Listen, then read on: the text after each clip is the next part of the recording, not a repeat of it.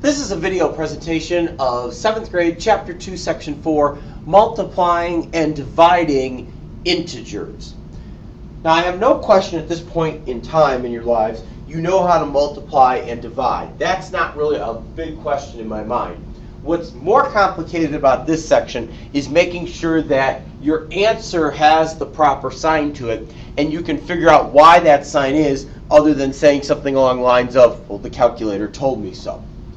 So that's what we're going to look at here. Now, in the upper right corner of this first pane, you see something that's not actually written in your note-taking guide, some basic rules on understanding signs for multiplying and dividing. The rules for multiplying and dividing are the same. So we can lump these into one section, which is why these are all under the heading of Chapter 2, Section 4. Now, this first set of rules is going to apply when we have just two numbers. And a lot of your problems here tonight are just two-number type problems.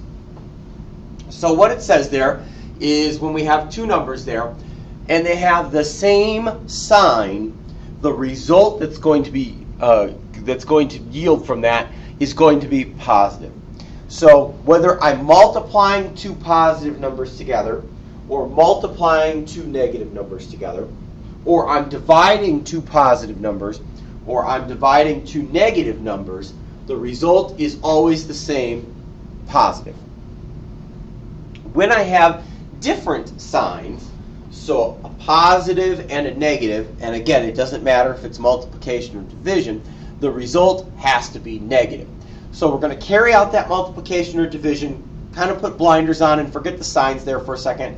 Do multiplication and division like you've always done it, and then when you're done, look at the signs, figure out which rule fits, and stick the correct sign on the number that you figured out as your response. And that will yield, hopefully, if you've done the multiplication or division right, the proper result. Now, as you can see, there's another set of rules right beneath that right here. This is a more general set of rules that applies to everything. So if I'm multiplying together two numbers, or three numbers, or four numbers, or five numbers, or six numbers, or seven numbers, will work for everything.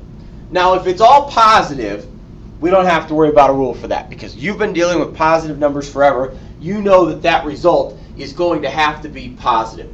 So all we really have to think about is negatives.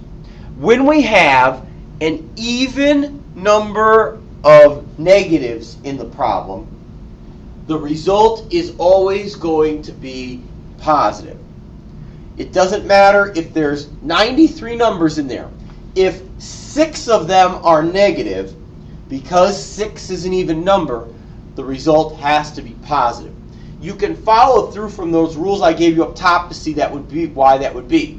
Because I'm going to start taking my sets of 2 there, my 2 negatives, see positive, 2 negatives make negative, 2, and then the next 2 make positive, and it flips back and forth.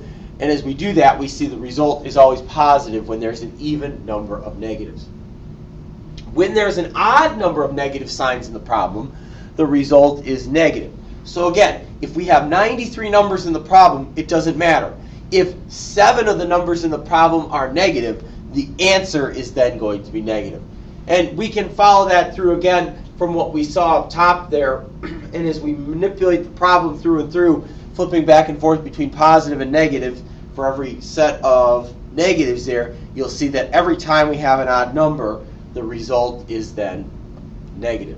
Now, of course, the one thing you got to look out for is our friend 0. In multiplication, of course, you already know that that's going to zero out a whole line. In division, depending on where the 0 is, could impact the result. If I'm doing something like 0 divided by 7, that's going to yield 0, which is perfectly acceptable. But if I'm doing 7 divided by 0, that result is undefined. Let's do a quick reminder of why that is so. I think you have a basic understanding of that, but let's make sure we do. We'll explain it in terms of fractions, because that's what this really is here. Let's talk about fractions like we did when we first learned them in elementary school. The fraction 1/4. So they took some type of pie or pizza and they chopped it into 4 pieces. And if we're talking about 1/4, that means you probably ate one of the 4 pieces, Or in Mr. Smith's case, there's probably only one piece left for everybody else to eat. But regardless, that's what the fraction 1/4 would mean. So now let's talk about the fraction 0/2. Because remember, 0/2 is really the same thing as 0 divided by 2. Well, that would mean in context of this same setup here that I have 2 pieces of pie, but I didn't eat any of them. That's okay. But now let's flip it around, and let's say it's 2 divided by 0. Well, if we try and set it up the same way as this, we have a problem. That would mean 2 divided by 0. If we set it up like this, that means I didn't have any pieces of pie, but I ate 2 of them. Well, that obviously can't possibly be. So when we divide by 0, when that second number is 0, the result is undefined. And of course, we'll look out for that when we run into division problems. Now, what they're asking you to do here in this first set of questions that's on the screen in example 1 is they're asking you to use a number line to find the product. So when they have -7 times 2 in the first part, that means 2 groupings of -7. So starting from 0, obviously, I would show a grouping of -7 one time, which of course takes me to -7. And then I would show another grouping of -7. Well, if I add -7 to that, I get -14. Now, most of you could do that without a number line, which is perfectly acceptable there. Think about it. 2 times 7 is 14. Now I'll apply my sign rules. Since the numbers in the problem here had different signs, one positive and one negative, different signs always is a negative. So on that 14, I stick a negative sign, and lo and behold, it matches exactly what my answer is. In the B example, we have -8 times 3. So I have to put -8 in there now 3 times. So if I start at 0, the first jump would take me to -8. Another set of -8 would get me to -16. And then a third and final set, it's the third set because we're multiplying by 3, gets me to -24. So that would be my solution. Again, we can use the rules. That's not a big deal here. 8 times 3 is 24, which you know. And then when we look at the problem here, we have mixed signs. Well, again, when we have different signs, mixed signs, the result is negative. So I stick a negative in front of 24, and that's my solution.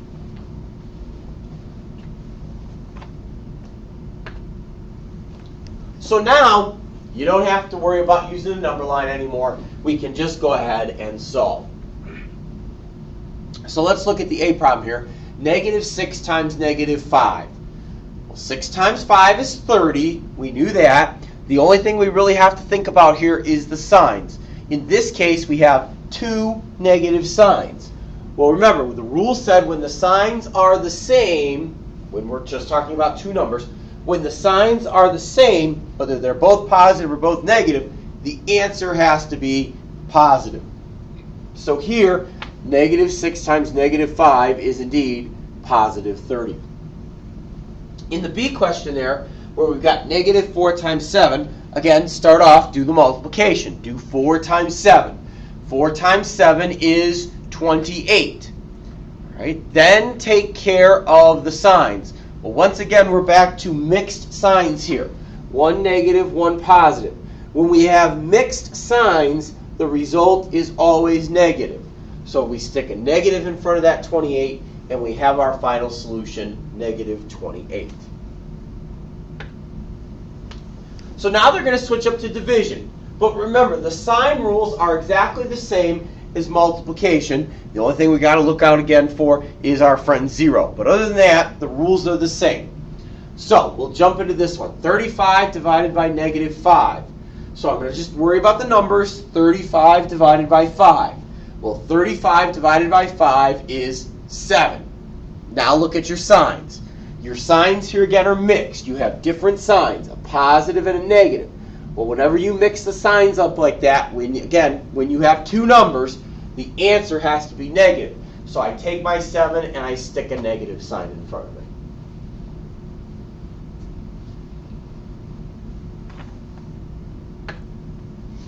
-32 divided by -8. So again, start off, deal with just the dividing. 32 divided by 8. 32 divided by 8 equals 4. Now take care of the signs. Well, look at your signs. You have two negative signs.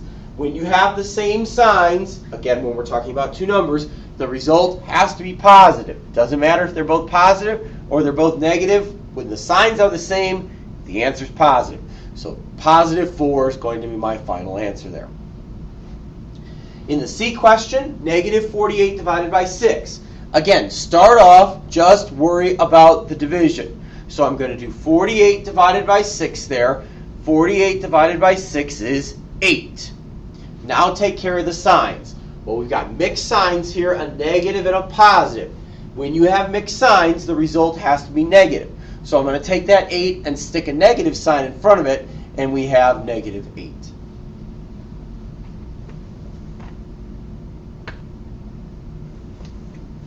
Let's take a look at number 4. Mrs. Johnson kept track of a stock she was considering buying. She recorded the price change each day.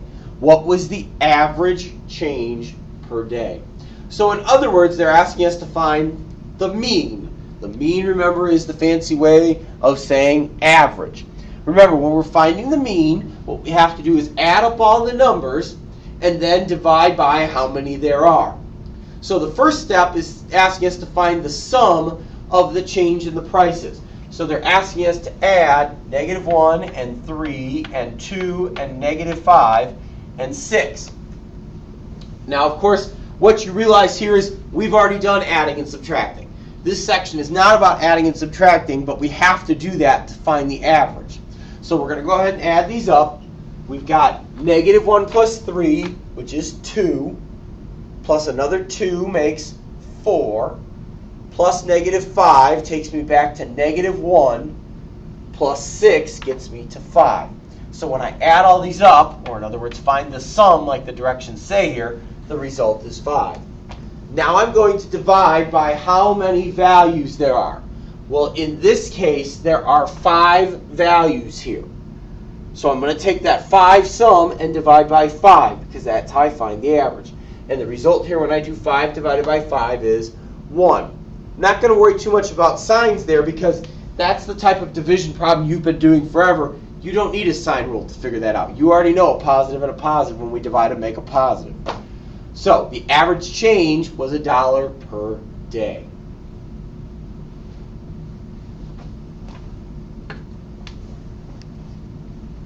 So start off with number 1 here in the check it out. They're asking us to use a number line to find the product, and it's negative 5 times 3.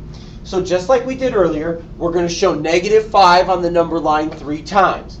So we start at 0 and we jump to negative 5. Then I got to do another negative 5, which would be times 2. That gets me to negative 10. And then another negative 5, which is, that's the times 3, so we stop because that's what the question says. And where did I end up? I ended up at negative 15. So negative 5 times 3 is negative 15. You can check that really simply. Just do the multiplication. 5 times 3 is 15. And we have mixed signs here, which we do, a negative and a positive. Remember, the result would be negative. So I stick a negative in front of my answer, and I'm done. Okay, number 2, they're asking me to find the product of negative 2 and negative 8. So I'm going to multiply together the 2 and the 8, which is 16. And then I just have to figure out what sign goes on 16. Well, since the signs are the same, they're both negative, negative 2 and negative 8. Same signs, whether it's multiplication or division, remember the result is positive. So the result would have to be positive, so the result is then positive 16. Now they're asking us to find the quotient. So we're dividing now, but same sign rules, just like we've done all throughout this presentation. I've got negative 12 divided by 3. So again, forget the signs, just divide. 12 divided by 3, like you've always done. 12 divided by 3 is 4. Now get the signs. Well, when you have mixed signs like you do here, a negative and a positive, it doesn't matter which one would come first, the result has to be negative. So I'm going to take that 4 and stick a negative in front of it, and that's my final solution.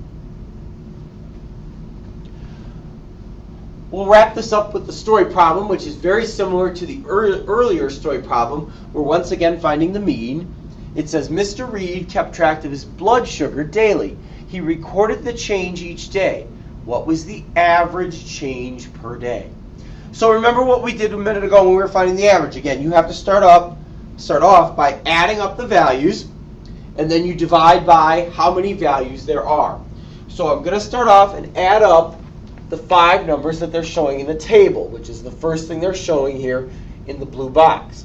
Negative 8 plus 2 is negative 6, plus 4 is negative 2, plus negative 9 is negative 11, and negative 11 plus negative 6 is negative 17.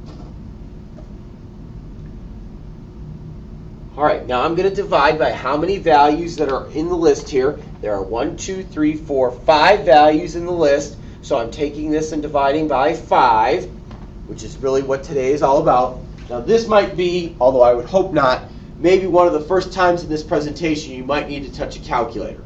I would hope that you could convert that in your head. I think you should be able to, but if you needed to, you could do the 17 divided by 5 on the calculator and get 3.4.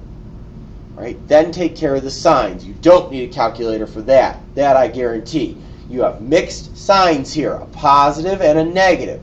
When we mix the signs up like that, the result has to be negative. So I stick a negative in front and I end up with 3.4.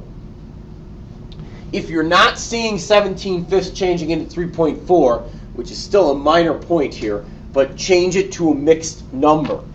All right, forget the sign, just change it to a mixed number like it was positive. If I did that, that would be 3 2/5. Remember, 5 goes into 17 3 times, which is where this 3 comes from. 3 times 5 is 15. Well, I needed 17, so that means I would have had a remainder of 2, which is where the numerator comes from, and the denominator stays the same, which is where 3 2/5 comes from. That might be a little bit easier for you to see 3.4 from. If not, remember what you can do is make this bottom number into something that's a power of 10.